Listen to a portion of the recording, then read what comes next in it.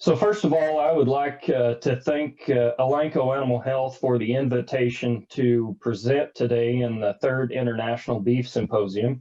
I'd like to give a special thanks to my friend Christian, who him and I have overlapped in our prior lives at West Texas A&M University. So thank you to you guys for the invitation to speak today. A little bit about me. I am a native of Texas, grew up in the Texas Panhandle. I got my bachelor's degree in animal science at Oklahoma State University. Went to West Texas A&M University under the guidance of Dr. Mike Brown, where Christian and I worked together, and received a master's in feedlot nutrition, and then went back to Oklahoma State University, where I worked on a PhD in feedlot nutrition. Upon graduating with my PhD at Oklahoma State University, I accepted an opportunity to work for Elanco Animal Health, moved back to the Texas Panhandle, and began a very joyous career with Elanco there, where I was a technical consultant, and I led the feed yard technical team for about my last year. In late 2019, I received an opportunity from Cactus Feeders to join their organization. Was just simply an opportunity for myself and my family that I couldn't turn down. And in my role there at Cactus, I've been there just a little bit over a year, and it's been a great opportunity. And I've worked in several different areas. I started in an analytics role there. I also do the nutrition work at 3 of our feed yards and look after our outside cattle program.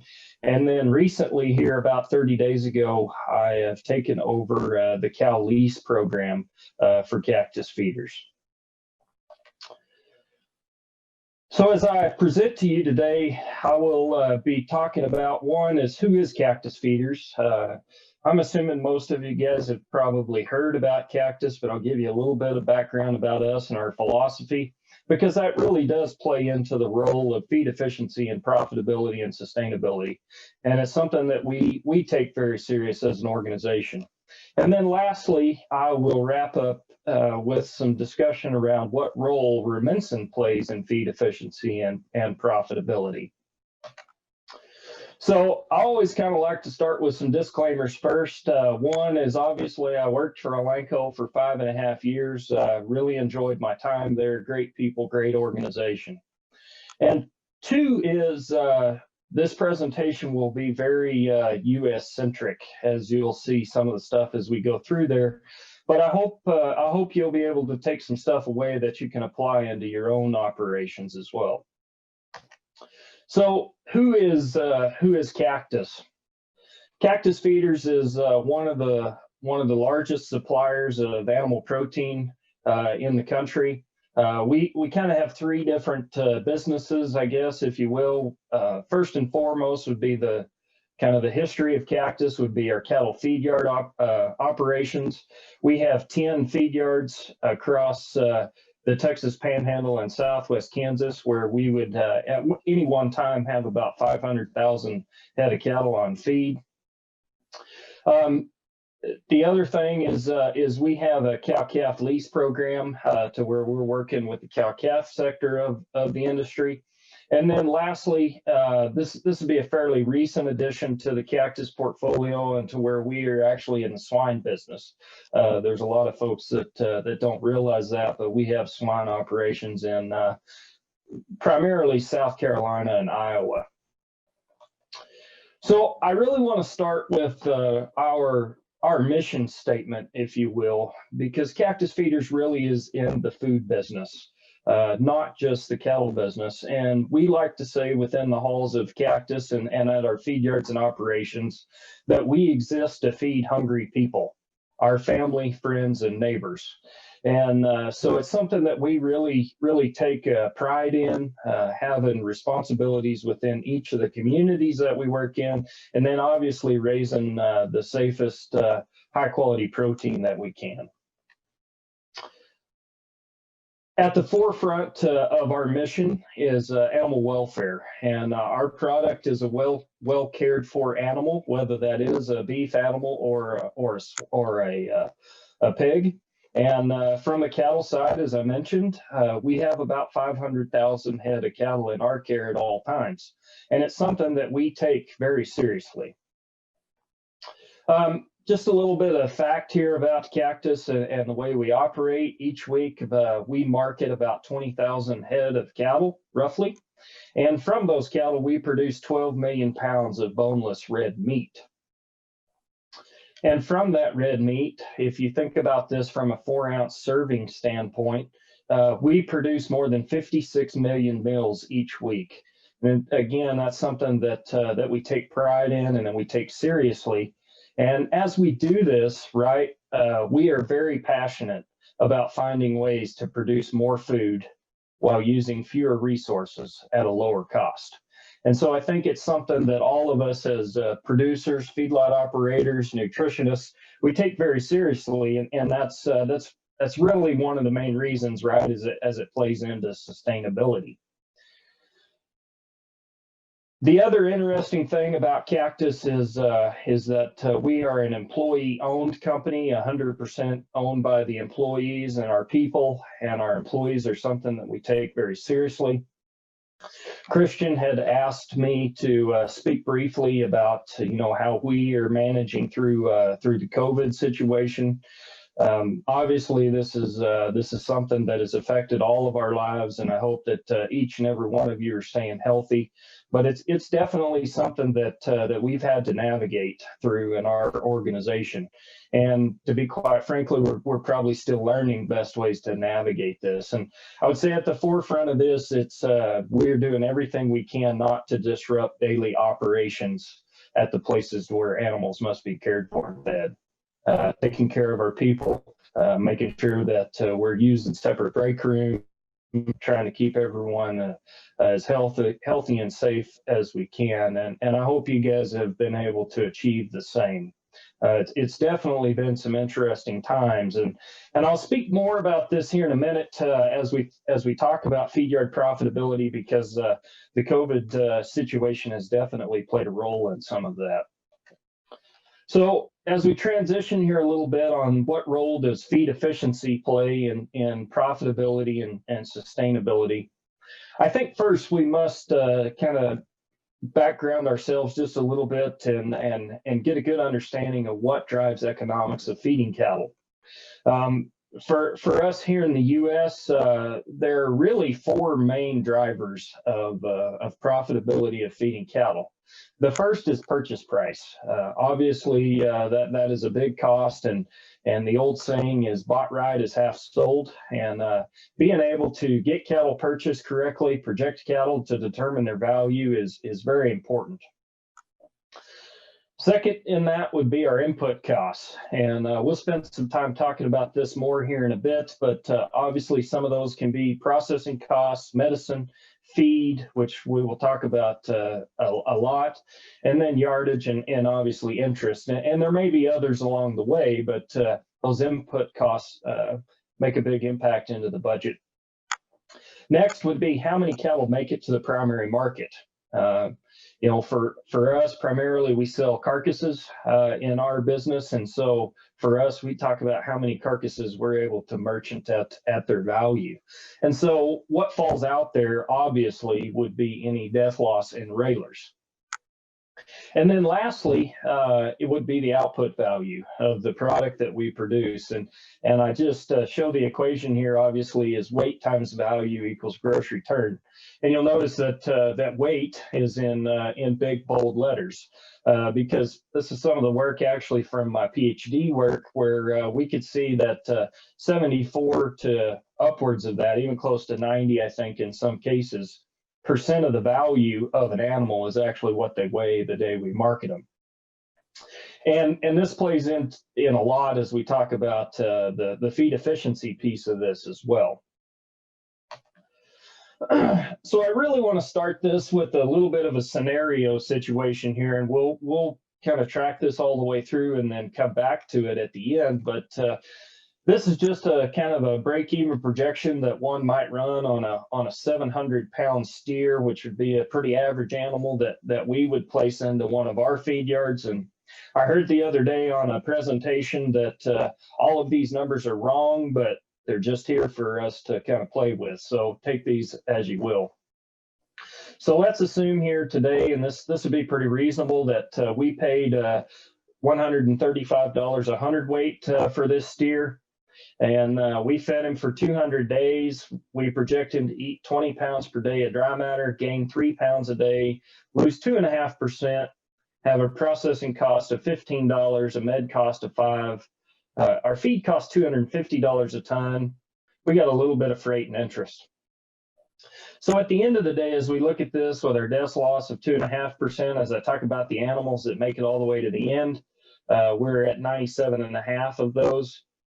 Projected live weight gain here of 610 pounds. It's going to take us 4,000 pounds of dry feed to feed that animal to achieve an out weight of 1,310 pounds or 880 pounds carcass weight. So what does it cost us to feed this steer? I've just put together a quick budget here. If we apply those assumptions that I provided to you in the previous slide here, we paid, and this is on a per head shipped basis. So obviously we started with 100, we only have 97.5. So we'll take this on account of the 97.5. About $970 a head to purchase that animal, $513 in feed, again, $15 in processing, a little bit of meds, interest, and freight. So at the end of the day, we've put $1,538 into this 700-pound steer to finish in our system. What I think is really important to note here is kind of the percentage piece that each of these line items make up in the budget. You'll see that 63% of the budget is made up into the feeder cattle purchase price, and then about a third of that is feed cost, and really less than 3 percentage points, or 4, would be the remaining items.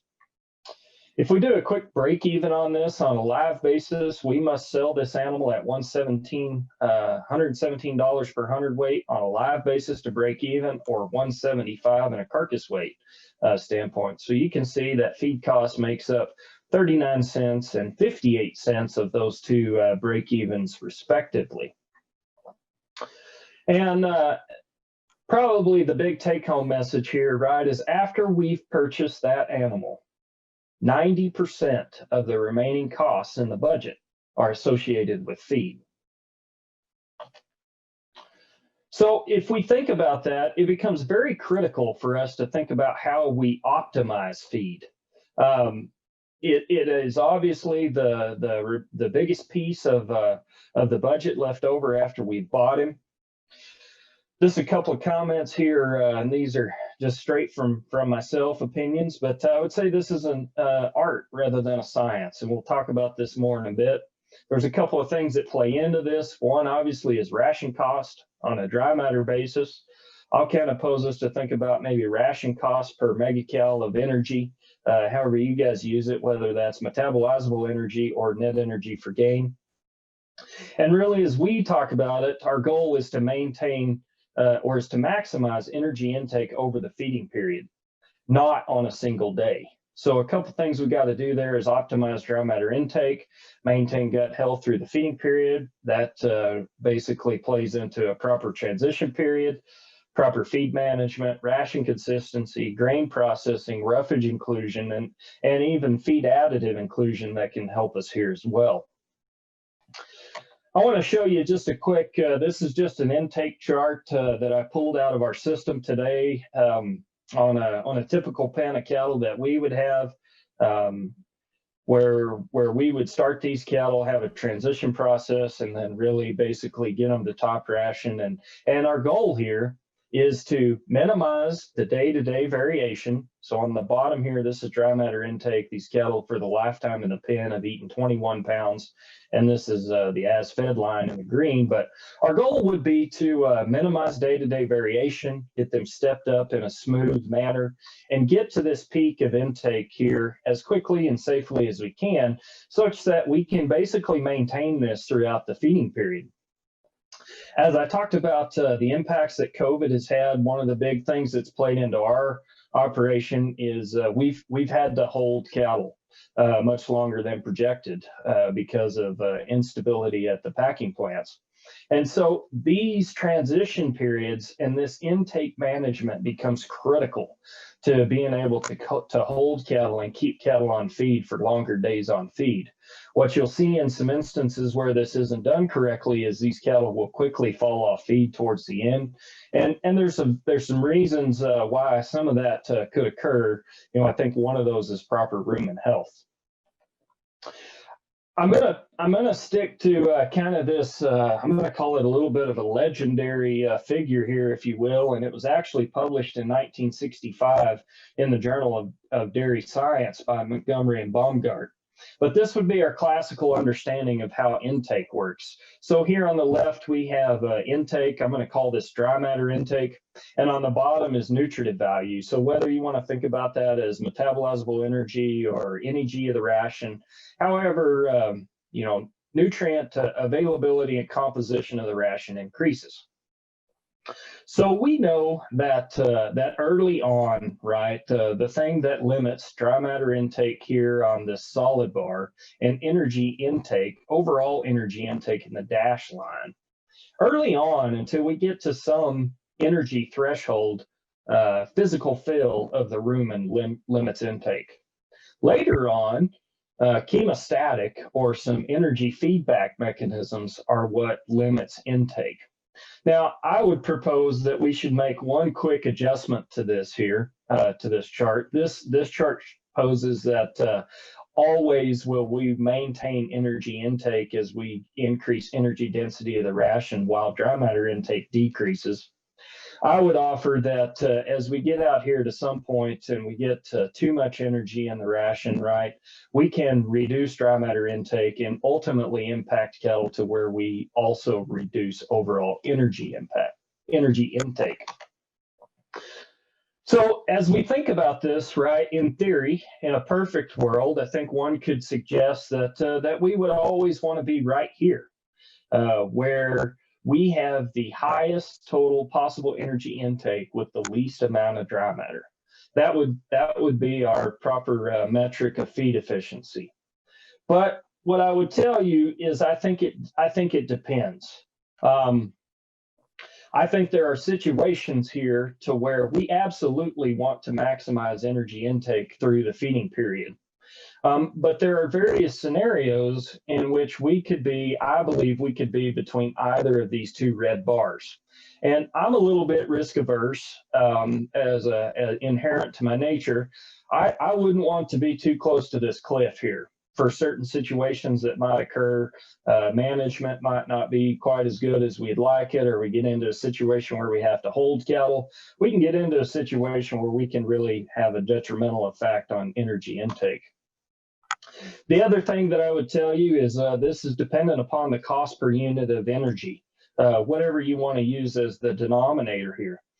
We could formulate rations where cattle may eat more and gain and have similar energy intakes, but this would be much cheaper than us being down here. So for instance, let's say we added a tremendous amount of fat to the diet, or we increased our grain portion of the diet such that we were down here, we decreased intake. But overall, it might be cheaper and better for us to be back here. And at the end of the day, right, I believe intake drives performance. It drives our overall output, which is carcass weight at the end of the day. And so depending upon where you and your nutritionist decide to be, I think we could be anywhere in this green box. And I'll talk about how this green box plays into consideration with Rumensin here in a bit, right? Is Rumensin, kind of let the cat out of the bag per se, allows us to increase this energy portion of the equation per unit of dry matter intake. So just to kind of circle back here, obviously optimizing feed intake and feed costs and where we need to be is very much an art rather than a science. Obviously don't have time in today's discussion to cover all of these things, but we really need to optimize dry matter intake such that we maximize energy intake. And a lot of that comes into diet formulation, grain processing, roughage inclusion, how we're reading bunks and managing our feed calls and transitioning those cattle. So I think this makes a good segue for us. And what role does Rumensin play in this? So as I mentioned, those things that are critical in managing that, I think one could draw a pretty quick correlation to the role that Rumensin might play in that. Again, as I talked about, I am most familiar here with the Rumensin label as it relates to the U.S., but in the United States, brand name would be Rumensin 90. I think for those of you in Brazil and Mexico, it's Rumensin 200. But we have two primary label claims for cattle fed in confinement for slaughter in the U.S. The first would be for improved feed efficiency, which would be between 5 and 40 grams per ton to deliver between 50 and 480. And then for the prevention and control of coccidiosis, it would be between 10 and 40. And again, these are US FDA approved labels. I definitely understand that you guys operate in a little bit different area there with some different labels. I wish I had more time to spend on coccidiosis. All I will say is please don't forget about the impact that Rumensin plays in managing coccidiosis. We have had some instances recently to where this has come to light. Rumensin is a product that's been around since the mid-1970s, and to be quite honest with you, I'm not going to spend a ton of time on data here. I just want to talk quickly about a meta-analysis that was conducted by Duffield and published in 2012.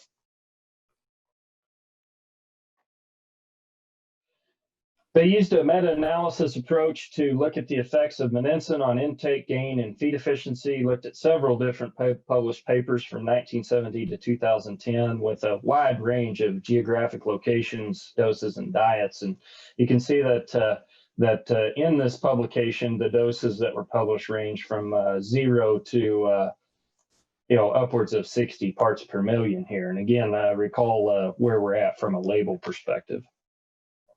Just quickly talking about the results, and this would be difference from a negative control, so all Rumensin treatments compared to no Rumensin. There was a 6.5% improvement in feed efficiency, a 3% overall improvement or reduction in dry matter intake. In this paper, they saw a 2.5% improvement in average daily gain, and if you prefer to think about feed efficiency on a gain to feed basis, it'd be about a 1.5% improvement. If we look at dose range again, as we go from 16 to 30, 31 to 44, and greater than 44 parts per million, you can see that we've seen a pretty consistent reduction in feed to gain. And again, this would be an improvement of about 0.5 point. So for example, we went from, let's call it 6.5 to 6. But they also did a meta-regression approach in this paper to where they indicated that a dose of Rumensin resulted in a linear improvement in feed efficiency. And maybe most importantly here, as we break these studies down by decades, so you can see in the 70s, we had about an 8% improvement in feed efficiency, a 6% in the 80s, a 2.5% in the 90s, and a 3.5% in the 2000s. You can see obviously that there was been a drastic difference here. Most folks would attribute this to the fact that we're just better at feeding cattle today. Our management practices are better, and therefore the bar to overcome that improvement is steeper, which results in a smaller magnitude of improvement. A quick comment about the new NRC that was published, right? They talk about a 3% improvement or reduction in dry matter intake. Gain stays relatively the same. And overall, they account about a 3%, 2.5 to 3% improvement in metabolizable energy of the diets.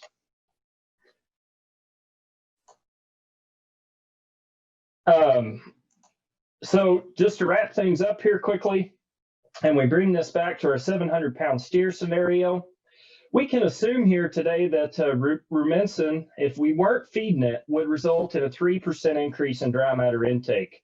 So where would that put us? Overall, on our 200-day 700-pound steer, he would increase intake from 20 pounds per day to 20.6 pounds per day. That would result in an increase of overall pounds of dry matter from 4,000 to 4,120. which results in an extra 120 pounds of dry matter to finish a 700-pound steer. That increases our feed cost in the budget by $15.39 per head, or it increases our live break-even by $2 per hundredweight, and also our carcass break-even by $2 per hundredweight. In this quick math, I didn't account for the cost of Rumensin, but it will quickly pay for itself plus some. To put this into perspective and how this equates particularly to Cactus and your organizations as we think about sustainability and profitability, if we think about a 50,000 head feed yard that turns 1.8 times a year, not feeding Rumensin, that would require an additional 5,400 tons of dry matter, or 7,400 tons as fed to produce the same amount of beef. So in conclusion here, just wrapping up, feed cost is the second largest cost overall in the budget, second to purchase price. Optimizing feed cost is an art rather than a science. And again, our goal should be to maximize energy intake over the course of the feeding period. Rumensin is a tool that helps us accomplish this by reducing dry matter intake by 3%, results in similar to improved average daily gain. And Rumensin has vastly improved the cattle feeding industry by helping produce more with less. Thank you for your time, and I look forward to any questions. Well, Casey, I really appreciate your inputs with this fine presentation. I guess you made us realize how important is feed efficiency in our business, I guess. And certainly we appreciate how the beef cattle industry works with all the tools that they have available to provide a good quality protein source like beef. As you mentioned, you touch on serious key words, I might say, related to the beef cattle industry and also with the use of Rumensin. And I guess we have to highlight what you mentioned about security, consistency of the results, quality of a product such as Rumensin, and their impact on efficiency, profitability, prevention and control of some disease, like you mentioned about coccidiosis, that we shouldn't forget about it, and also prevention in some other digestive problems and maybe mortality related to those problems. And also another key message that you provide us is sustainability, right?